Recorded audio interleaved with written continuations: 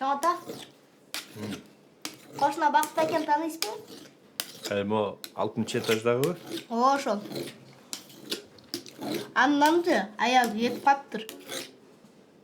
Аны сага ким айтты? Апам айтты. Эмнеге кетип калган билесизби? Жок, эмне болуптур?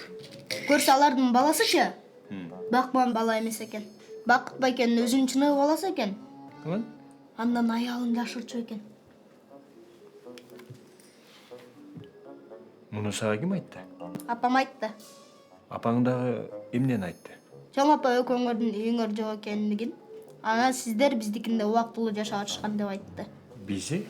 Чоң апамдын өзүнүн ата-энесилер бай болушкан экен. Алардын туугандарына бир-бирден үйлөрү бар.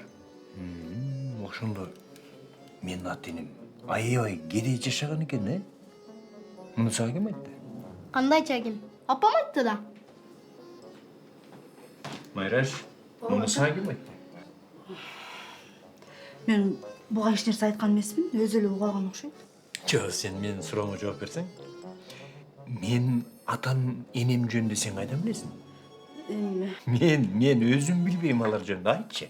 Ата эме апам айткан. Апам айткан?